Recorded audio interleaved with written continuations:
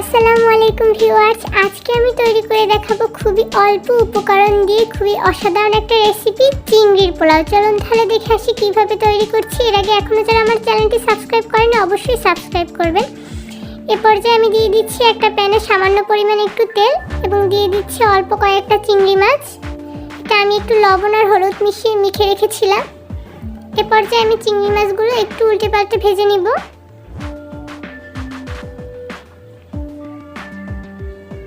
আমি এখানে চিংড়ি মাছের মাথাটা ইউজ করিনি, শুধু চিংড়ি মাছটা ব্যবহার করেছি। এ পর্যায়ে আমার মাছগুলো ভাজা হয়ে গিয়েছে, আমি এটাকে তুলে নিচ্ছি। এ পর্যায়ে আমি দিয়ে দিচ্ছি 1 কাপ পরিমাণ পেঁয়াজ কুচি।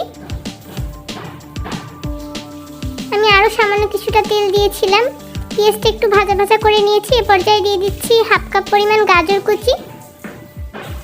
গাজরটা একটু পেঁয়াজের সাথে খুব সুন্দরভাবে ভেজে নিব। এ পর্যায়ে দিয়ে দিচ্ছি 1 চা চামচ পরিমাণ লবণ।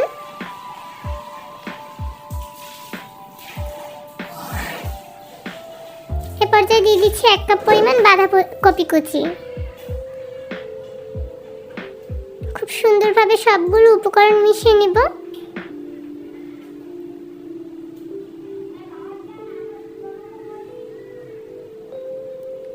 সবজিটা একটু সামান্য সেদ্ধ হওয়ার জন্য আমি এটাকে ঢেকে দেব 5 মিনিটের জন্য। এ পর্যায়ে আমি এক্সট্রা কোনো পানি ব্যবহার করিনি, সবজি থেকে যে পানিটা বের হবে ওটাতেই এটা সেদ্ধ হয়ে যাবে। একটু নেড়ে চেড়ে নিচ্ছি মাঝে মধ্যে।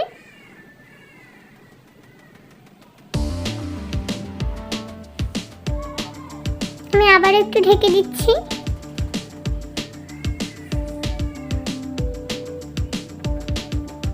এ পর্যায়ে দিয়ে দিচ্ছি 1 চা চামচ পরিমাণ রসুন বাটা এবং 1/2 চা চামচ পরিমাণ আদা বাটা।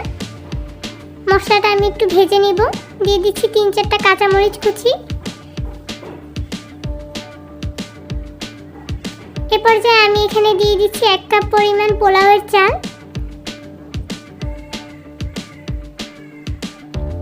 খুব সুন্দরভাবে সবকিছু ভেজে নিব। আপনারা চালটা বেশি কম নিলে আপনারা এই অনুযায়ী সবজিটাও একটু বাড়িয়ে কমিয়ে, চিংড়ি মাছটাও বাড়িয়ে কমিয়ে নেবেন। খুব সুন্দরভাবে সবগুলো উপকরণ ভেজে নিতে হবে। এ পর্যায়ে আমি দিয়ে দিচ্ছি 1 কাপ পরিমাণ পানি।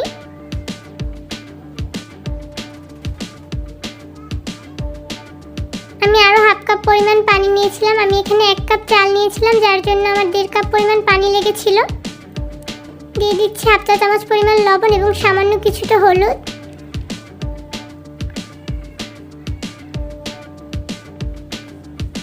এ পর্যায়ে আমি দিয়ে দিচ্ছি ভেজে রাখা চিংড়ি মাছগুলো। এ পর্যায়ে আমি এটাকে 10 মিনিটের জন্য ঢেকে দিব। দিয়ে দিচ্ছি 2-3টে এলাচ এবং দারচিনি।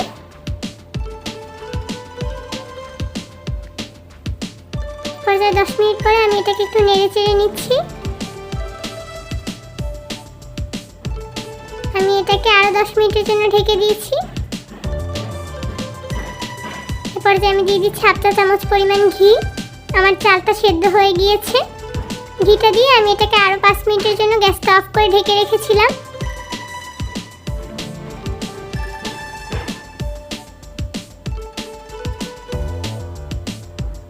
ঘিয়ের গ্রানটা যেন সুন্দরভাবে ঢুকে যায়, এজন্য আমি এটাকে একটু ঢেকে রেখেছি।